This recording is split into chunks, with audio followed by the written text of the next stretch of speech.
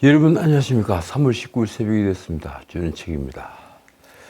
신문에는 아직 의료 대란이 벌어진 것은 아니지만 의료 공백 한 달이 지나면서 운을 하늘에 맡기고 있는 중증 질환자에 대한 기사가 연일 나오고 있습니다. 정부의 의대 정원 확대 방침에 반발을 한 전공의들이 지난달 19일 집단 사직을 했죠.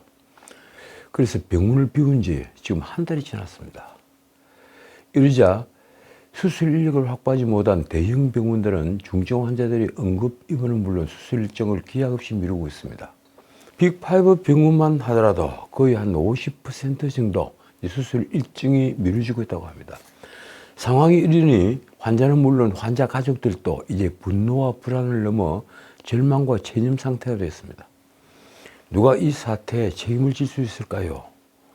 제가 이 사태 초기부터 말씀을 드렸지만 왜 나라의 명운을 건 총선 직전에 의대 정원 2,000명 확대라는 폭탄을 던지게 만든 걸까요? 당연히 대다수 국민들이 환호하고 박수를 쳤겠죠.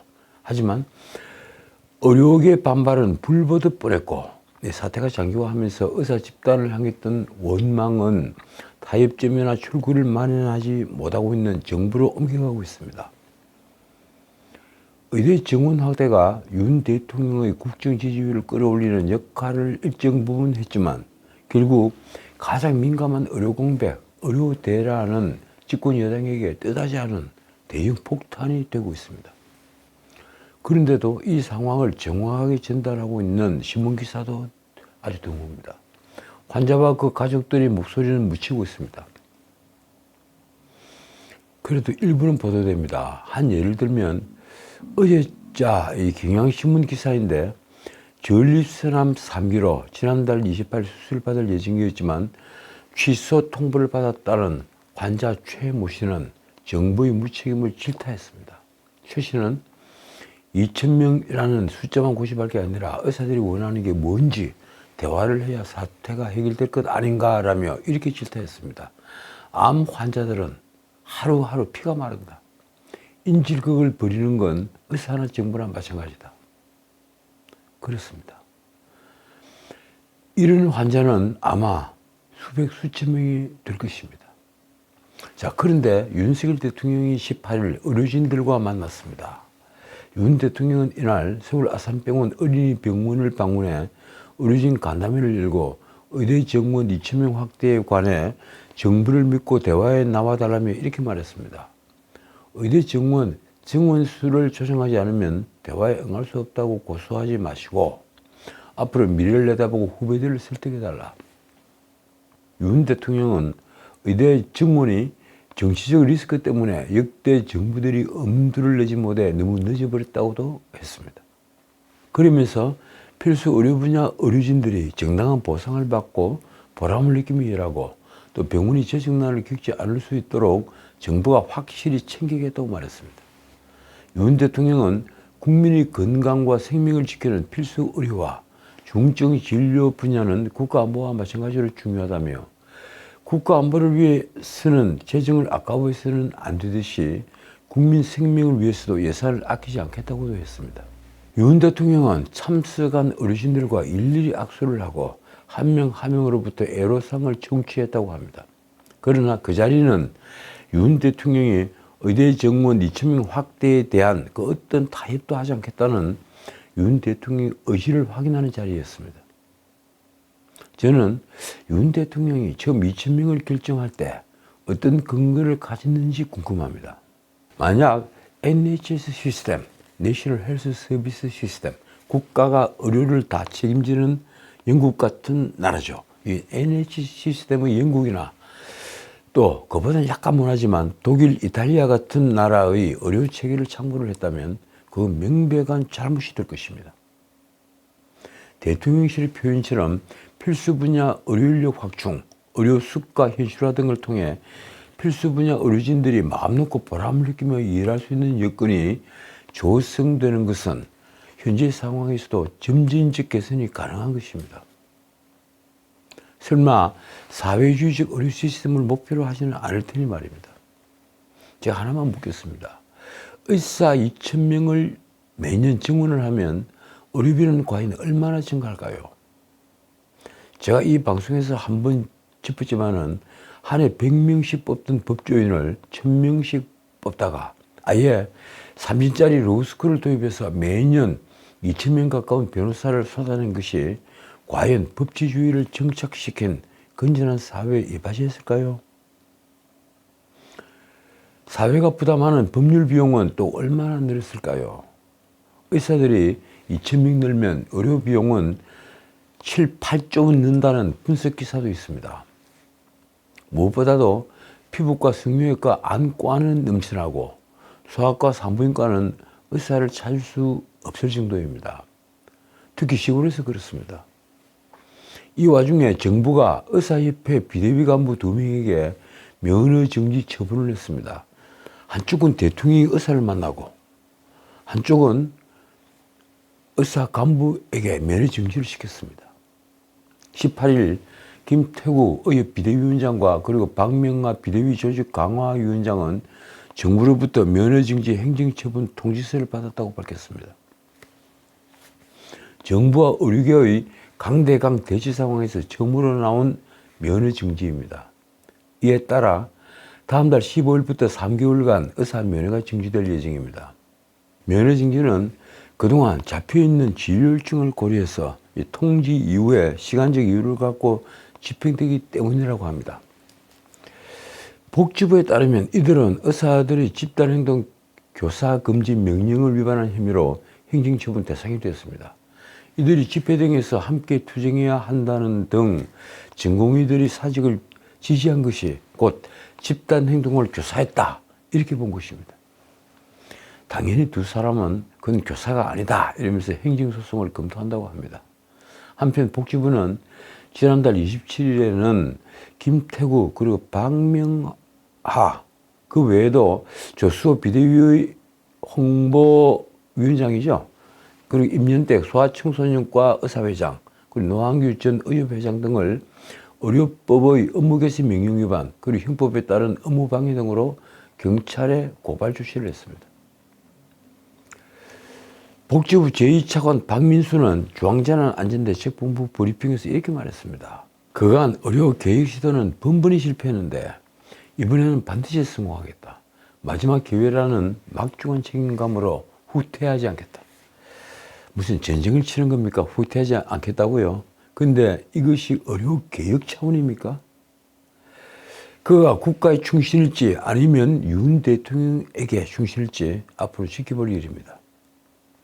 자, 총선이 22일 남았는데 이재명은 어제 18일 오후 2시 20분에 서울중앙지법에서 열린 재판에 출석했습니다. 형사 33부 위증교사 재판입니다. 기자들이 이번 주에만 재판이 3번 있는데 선거에 영향이 없다고 보느냐고 물었지만 이재명은 아무 말도 하지 않았습니다. 그리고 이재명은 오늘은 대장동 재판에 출석합니다. 그리고 20일 금요일은 공직선거법 위반 재판을 출석해야 합니다. 이날 위증교사 재판에서는 이재명이 위증을 교사한 데 따라 허위 증언을 한 혐의로 함께 기소된 김진성에 대한 반대신문이 진행됐습니다. 그런데 반대신문은 김진성과 이재명이 서로 볼 수 없게 둘 사이를 칸막이로 가린 상태에서 진행이 됐습니다. 참 법정에서 보기 드문 모습입니다. 아니, 저도 아직 한 번도 보지 않은 그런 모습입니다. 이는 김진성이 이재명 앞에서 증언을 하는데 신변 불안과 압박감을 느낀다며 요청했기 때문이라고 합니다. 자, 다들 아시겠지만 이번 총선 승부처는 바로 수도권입니다. 호남은 민주당 그리고 영남은 국민의힘이 사실상 장악을 한 한국적 지역감정 지도에서 어차피 승부를 볼 곳은 수도권 그리고 충청 지역입니다. 그리고 당연히 무당층의 민심을 어느 쪽이 잡느냐에 달려있습니다. 그리고 이번 총선은 세대별 진정입니다. 60, 70대는 확연하게 보수 정당인 국민의힘을 지지합니다. 다만 호남 같은 지역 감정이 겹치면 그 비율이 줄어들 뿐입니다. 그리고 30대와 40대, 50대는 진보 좌파인 민주당을 지지합니다. 정확하게는 35살부터 55살까지 그 정도라고 볼 수 있습니다. 마찬가지로 TK와 부울경, 부산, 울산, 경남의 3, 4, 50대의 경우에 그 비율은 좀 줄어듭니다. 결국 수도권의 무당층이야말로 승부의 향방을 가르는 핵심적인 캐스팅 보트가 되는 것입니다. 그래서 지금 국민의힘은 수도권의 민심 이탈로 초비상입니다. 요 며칠 그런 예감이 불행하게도 들어맞았습니다. 아마 제가 이 수도권의 민심이 돌아서고 있다, 계속해서 상승세를 보이고 있는 국민의힘 지지가 곧 꺾일 것 같다고 얘기를 한 것이 벌써 한 10일은 된 것 같습니다. 이제 언론도 이번 총선이 한동훈과 이재명의 싸움이 아니라 윤석열 정부의 중간평가라는 것을 경고하고 있습니다. 정권의 중간평가이니 당연히 가장 큰 이슈는 무엇일까요? 바로 민생 경제가 될 수밖에 없습니다. 그래서 저는 집권 여당이 이번 총선에서도 불리한 선거를 치를 수밖에 없다는 것을 누누이 말씀을 드렸던 것입니다. 중간평가는 당연히 권력에 대한 평가로 집권 여당이 불리한 선거이죠. 그리고 윤석열 정권은 출범 때부터 고물가, 고금리, 고환율 이 상고 현상에서 벗어나지 못하고 있기 때문입니다. 재정을 허물고 국간을 비운 쪽은 민주당 정권인 문재인이었죠. 그렇지만 지금 유권자는 그걸 개의치 않습니다. 고금리로 소비력이 줄어들고 빚만 내는 데다가, 아니 빚을 내서 빚을 갚는 악순환이 벌어지는 데다가 일자리가 만들어지지 않는다면 정권을 향한 분노는 점점 쌓여가는 것입니다. 그런데다 공천조차 이 국민의힘은 득점을 하지 못했습니다. 민주당은 친명횡재 비명횡사라는 전대미문의 사천 논란을 겪었지만 역설적으로 사람은 바꿨습니다. 그런데 국민의힘은 놀랍게도 현역 불패와 함께 진영 불패도 했습니다. 지난 21대 총선에서 수도권에서 패배한 그 사람들이 그대로 나오는 것도 많습니다. 결국 공천 실패는 여야 모두 정도의 차이가 있을 뿐 공정하지 않았다는 게 국민적 시각입니다. 그건 어제 발표된 국민의힘 위성정당 비례대표 명단도 마찬가지입니다. 자, 어쨌든 40 총선을 20일 앞두고 이종섭 리스크와 그리고 황상무 리스크의 여당의 지지율이 급추락하고 있습니다.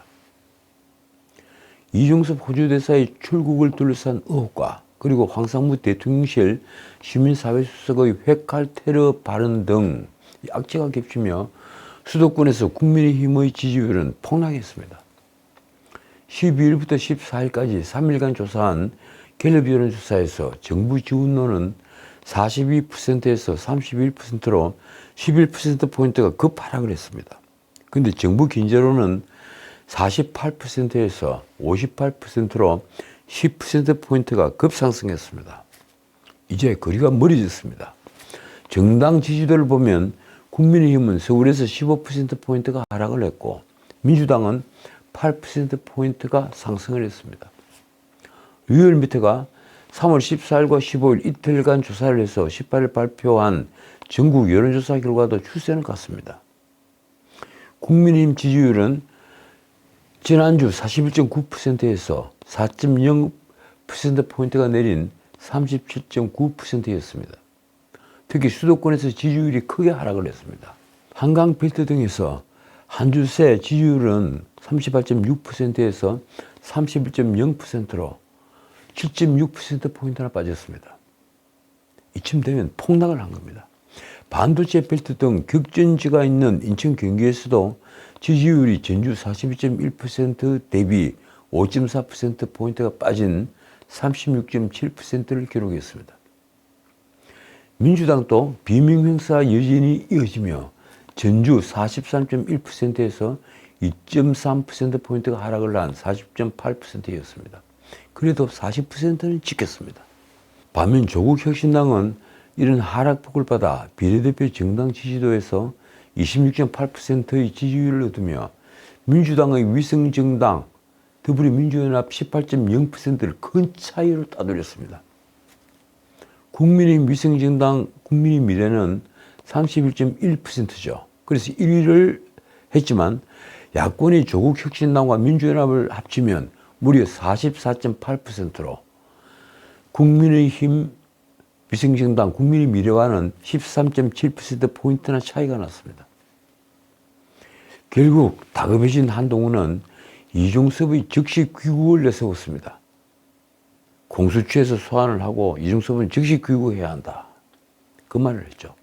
대통령실은 이재명의 즉시 귀국론을 매우 부적절하다고 나서서 이 문제로 용산과 집권여당이 대립을 하고 있다는 뉴스까지 나왔습니다. 비상이 걸린 여당은 이종섭 대사 즉각 소환 등을 계속 주장하며 파장이 지금 지속되고 있습니다. 그래도 민주당의 잇따른 공천 막판 논란이 위안이 됐다고 할까요? 예컨대 강북을 박용진 지역구 말입니다. 그런데 정당 투표 예상을 묻는 설문에서 민주당을 이탈한 지지층이 조국 혁신당을 대안으로 선택해 조국이 지금 반사이익을 보는 것으로 나타났습니다. 대중은 이번 총선이 한동훈 대 이재명의 싸움이 아니라 윤석열과 야당과의 싸움으로 이해하고 있는 것입니다. 중간 평가인 말입니다. 대통령실이 18일 대변인실 명의로 언론이 배포한 입장문은 이종섭의 공수처 소환 시 즉각 귀국 방침을 재확인하는 것이었습니다. 대통령실은 다만 이종섭이 무조건 귀국하는 게 아니라는 점을 강조했습니다. 이렇습니다. 이종섭은 대사 부임 출국 전 스스로 공수처를 찾아가 4시간가량 조사를 받았고 언제든 소환하면 귀국해서 조사받겠다고 했다. 그러자 여당 내부에서조차 수도권 출마자 안철수, 나경원 같은 중진들 그리고 김은혜 같은 이 대통령실 출신에다가 함은경, 김경률 같은 영입 인사들까지 귀순 용사들까지 이종섭의 즉시 귀국을 강력하게 주장을 하며 제2의 당정 갈등으로 번질 가능성까지 제기됐습니다. 한동훈은 전날 말했던 이 이종섭에 대한 공수처 즉각 소환과 즉시 귀국 주장과 관련해서 어제 밝힌 입장 그대로 간다고 말했습니다. 입장이 바뀌지 않았다 이 얘기를 한 겁니다. 자, 여기에 황상무의 발언까지 대해서 이 논란은 걷잡을 수 없이 확산됐습니다. 황상무는 KBS 앵커였죠. 민주당은 윤석열 대통령이 오만과 불통의 마위를 선언했다고 치고 나왔습니다. 이재명은 18일 오전 중앙선대위회의에서 윤석열 정권을 국민을 억압하고 언론을 탄압, 협박하는 폭력 정권이라며 당장 황상무를 경질하고 국민에게 사과하라고 요구했습니다. 어떻든 이 대통령실은 18일 이종섭에 대해 공수처가 조사 준비가 되지 않아 소환도 안 한 상태에서 재외공관장이 국내에 들어와 마냥 대기하는 것은 매우 부적절하다 그렇게 밝혔습니다. 집권 여당에서부터 계속 귀국해야 된다고 얘기를 하니까 대통령실에서 입장문을 낸 겁니다. 야당이 이종섭 즉시 귀국과 임명철회를 압박하고 여당 일부가 말씀드린 것처럼 동조를 하자 대통령실이 정면 대응에 나선 것입니다. 대통령실은 그러면서 이종섭의 호주 대사 임명을 두고 한국, 미국, 일본, 호주와의 안보 협력과 호주에 대한 대규모 방산 수출에 비춰 적임자를 발탁한 정당한 인사라고 밝혔습니다. 그러면서 대통령실이 한 말이 이렇습니다. 이 대사에 대한 검증 과정에서 고발 내용을 검토한 결과 문제될 것이 전혀 없다고 판단했고, 자, 여기 전반부입니다. 검증 과정에서 고발 내용을 검토를 했다. 그러니까 수사 외압을 했다. 이걸 검토를 하니까 문제될 것이 전혀 없다고 판단을 했다. 그 뒷부분은 이렇습니다. 공수처도 고발 이후 6개월간 소환 요청을 한 번도 한 적이 없다. 특히 대통령실은 이종섭은 법무부에서만 출국 금지 해제 결정을 받은 게 아니라 공수처의 출국 허락도 받고 호주로 부임한 것이라고 했습니다. 공수처가 출국을 허가했다는 얘기입니다.